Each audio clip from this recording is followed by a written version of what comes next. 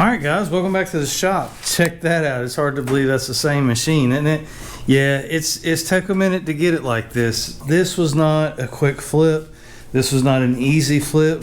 The board is full of numbers over there.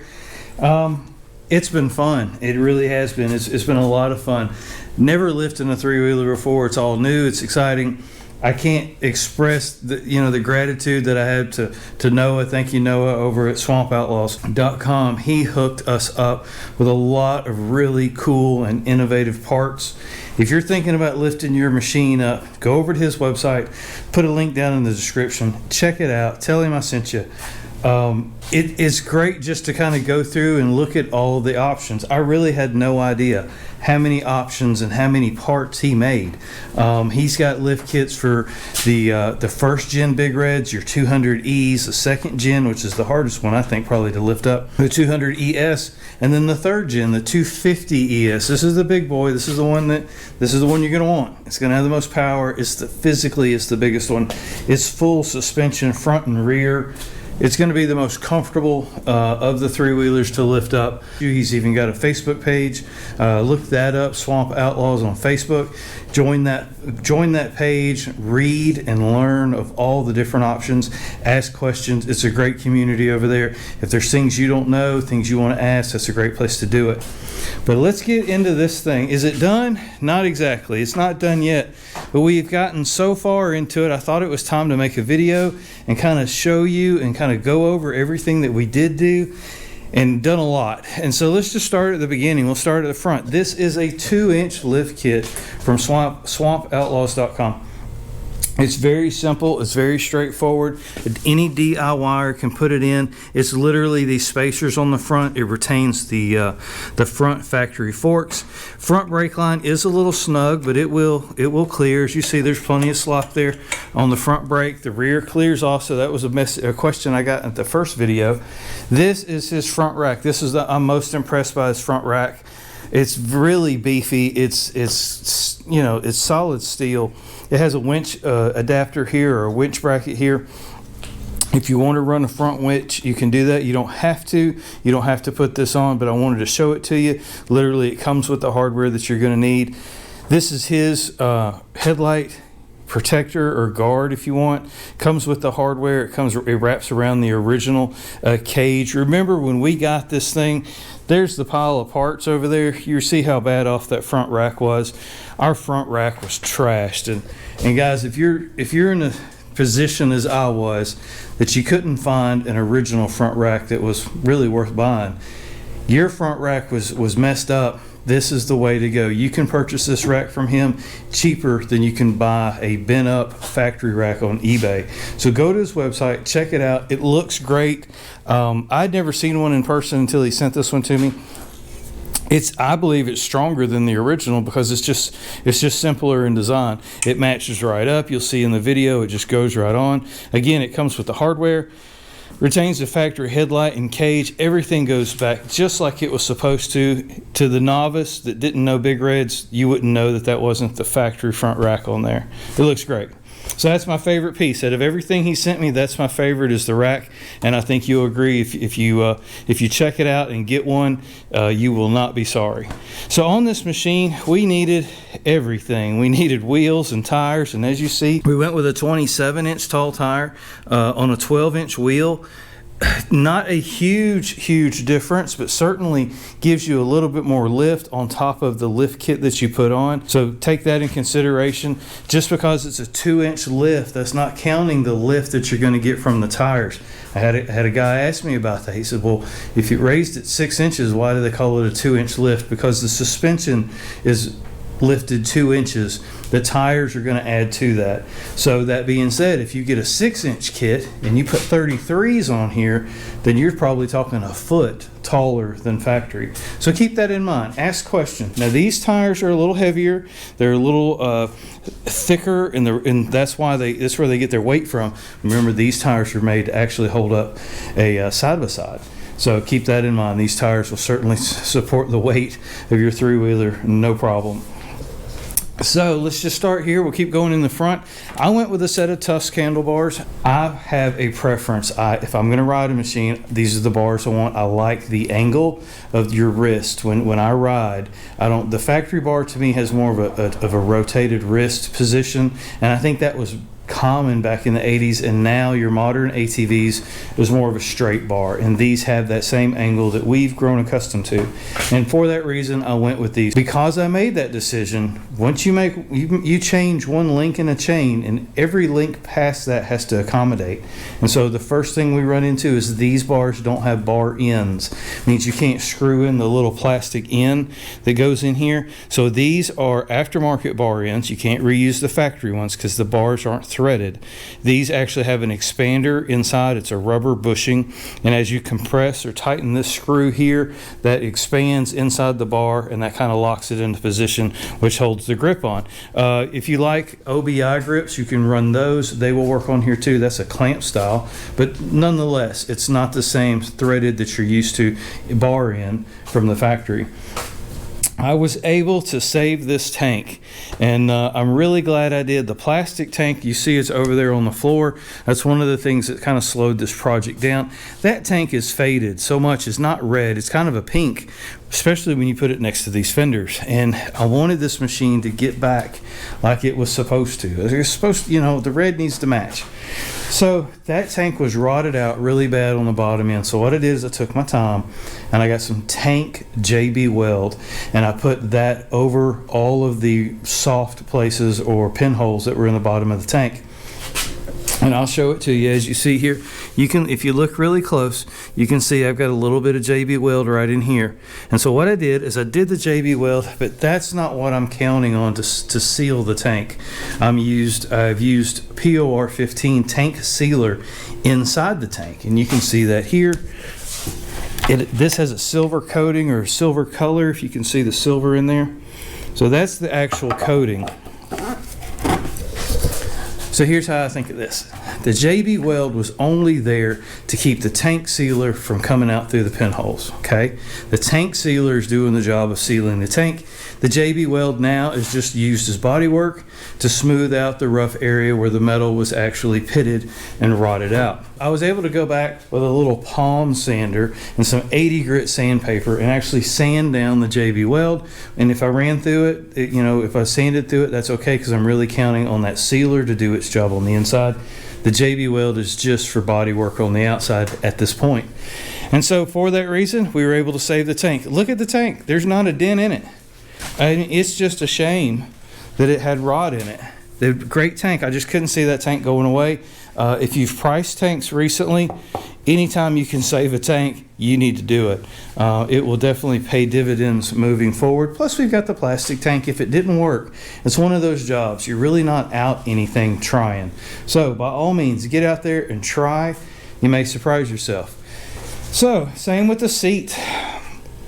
This seat with the foam was really bad. Remember, we cut the foam really down low through here. We replaced it with a new aftermarket piece of foam. I will tell you, it's a little softer in the front than it is in the back, but this is the original foam here, and this is the replacement foam here. It laid down really good. It's got pollen all over it. If you are in the South, you can see the pollen. It's dusty. So that's the seat. We went ahead and we did some motor work on this machine. This machine needed so much work. We put a clutch in it. We put a one-way bearing. One of the things we noticed when we turned the machine off, it had that kunk kind of sound to it. That's just telling you that you need to do a one-way bearing on the clutch side. So we did a clutch. While we were in there, we went ahead and changed the oil in the oil filter that's located in here. We did the secondary clutches. We did the one-way bearing. As you see here, we used our gasket. I do use Handlebar. It's a gray color. This is a great product. This is an aftermarket aluminum TIG welded skid plate by SwampOutlaw.com. Check it out if you're looking for a skid plate. If you don't have one, or you're looking for something a little beefier than factory, that's what you're going to want. These are new to me. I have never had platform pegs before, and I'm going to tell you they're great, and they're great. you just need to be careful. When you're working on your machine, you put these on last. I forgot that I had put these on here and ran my shin into this, and I will never forget again where the peg is, let me tell you. So we went ahead and did some cleanup work. We got new brake lines on the rear, factory size though, but we needed this brake line, and this pedal was hanging down really low. And so we were able to get that pedal straightened back out like it was. And I went ahead and shot a little paint on it while we were there. The rack probably took me as long to do than anything else here. The rack is really rough. I was hoping that it was just paint, but if you look, the fellow that owned this before had a pet beaver, and he just chewed the crap out of this entire rack. This is just beating and banging and just scars. And it's, you know, I stripped the paint off. I did 2 rounds of chemical stripper, and then I wire wheeled the entire thing, and then that is about 3 coats of semi-gloss rattle can spray paint. It's just a shame. It looks good at 20 feet, but if you look real close and scrutinize it, you can see all the dents and the dings. It's not worth body work in a rack, guys. Just find another rack if you're looking for perfection. Otherwise, I'm really pleased with it. All right, so where did we end up on the tail of the tape? Well, I think we did really, really good. Let's go over it quickly. If you remember, we paid $12.50 for the machine. We did a one-way clutch and bearing, about $42. You can pick that up. There's a couple companies that make them. I really like Shindy. Unfortunately, I couldn't find a Shindy one-way bearing. I found a Caltrek one-way bearing. I've used them in the past when Shindy's not available. I've never had a problem with them, but I do feel that the Shindy is a better product made in Japan. Tires, you can actually get them in a kit from SwampOutlaw.com. You can buy all of this literally one click. It's a kit. Wheels, tires, lift kit, front rack. He's got it. Check him out. So I found my tires local marketplace. They were takeoffs. We were able to pick them up for $140. Paint, odds and ends, shop supplies. I try to be as transparent as I can. We painted this Sunrise Red. If you're trying to match up the Honda Red, you will find that Sunrise Red by Krylon and the rattle can is probably as close as you're going to find in the rattle can. That being said, be sure and shake it up really, really good. Don't, just shake it good. Get it good and mixed up before you spray it. You'll be quite surprised at how close that matches. Tank cleaner. I used oxalic acid, oxalic acid, and I filled up the tank. I put it in a bucket and I let it sit for about 3 days. About $15. Tank liner, we ended up going with POR 15, $37 on Amazon. There's a link in the description. Grips, Honda, that way they match, they look right. $18 eBay. You can buy them in a 2-pack. Seat cover, we got the seat and the foam for about $50. I know that's a lot, but $37 in the cover and about $15 for the foam. And I've got a whole bunch of foam left over. So again, that'll pay dividends going forward. It's like the pneumatic stapler.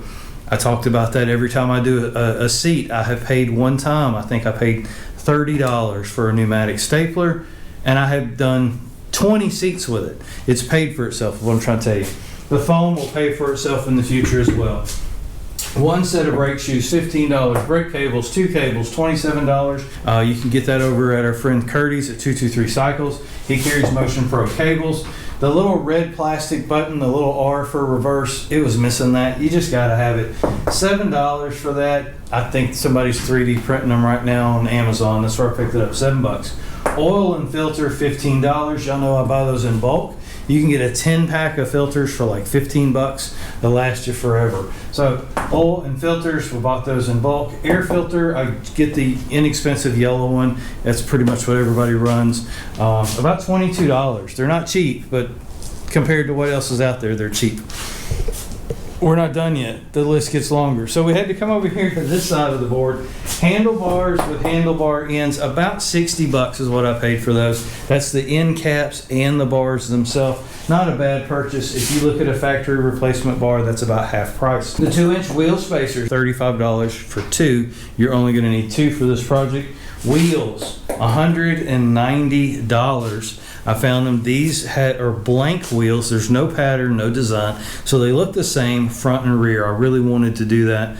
I don't like when the front wheel looks different than the back wheel. It's just a pet peeve of mine. It's the same thing if you're running a gold wheel on the front, don't run silver wheels or aluminum wheels on the back. I understand if you're at the track, you've got certain tires for certain conditions. I get it. But from aesthetics, I like everything to match. So that's why we went with the wheels were the same, because on the front, a steel wheel is not going to look the same on both sides, neither is an aluminum wheel. So that's why we went with the solid ones. They were cheaper. I got them for $60 a wheel shipped to me. You can't beat that. The tank, I actually was looking at purchasing another tank for this machine, and I beat the bushes for a metal tank, because that's what this machine really deserved and needed, was a metal tank. I couldn't find one, and so I kind of stepped back, and I started, the whole time I was looking for a metal tank, I'm working on the old tank as kind of a safety plan, a backup to my backup. I had the plastic tank, it came with that, but I didn't really want to use it. If I could have found an inexpensive metal tank that was usable, I would have bought it, but I couldn't find one in the time to finish up this machine, so I just kept working. I kept plugging away at it. All the while, I'm looking for a replacement tank. Well, here we come to the end of the show, and that tank looks good. The paint laid down good. The JB Wheel done its job, and the inside coated great. No leaks. So I'm happy to say that tank is ready to go. We are at $1945.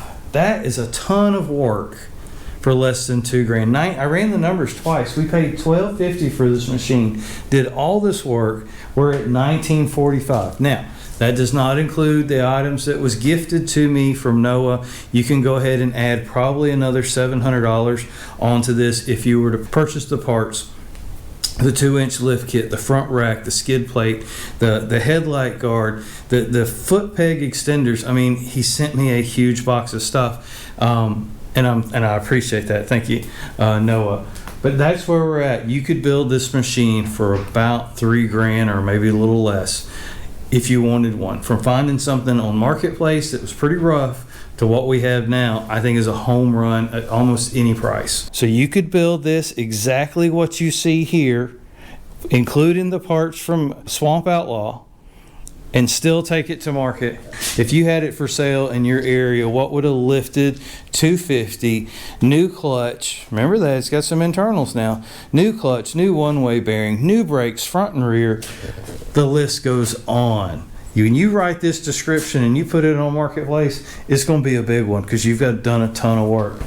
And there it is, guys. It's taken me a little longer than expected. Again, we have 2 more projects for this machine before we take it to market. I think you're going to be surprised. I know I am. I know I am. As always, thank y'all so much for watching. I appreciate it. Another thank you to Noah, Swamp Outlaw, guys. Please go by there, check him out. I called him up, we were talking, and I was talking to him about a front rack, and I said, hey, I'm interested in one of your front racks, and he was like, well, let me just send you one. I'm like, well, that's not why I called you up. He said, I know, but he said, let me just send you one. And I said, okay. I said, that's fine. I'll do a review on it for you. I'll put it on. I need a front rack. And he said, well, I'll send you some other stuff too. I had no idea what he was sending me. He wouldn't tell me. It was a big surprise. I got this big box in the mail, and everything that you see is what he sent me. I think it just goes to show the caliber of the person he is. Again, thank you, Noah. I appreciate it, guys. Please pay that forward. Go. If you like the product, I believe in the product. It went together as easy as pie. Go check him out. Tell him that I sent you. As always, thank y'all for watching. I appreciate it. We'll see you in the next one.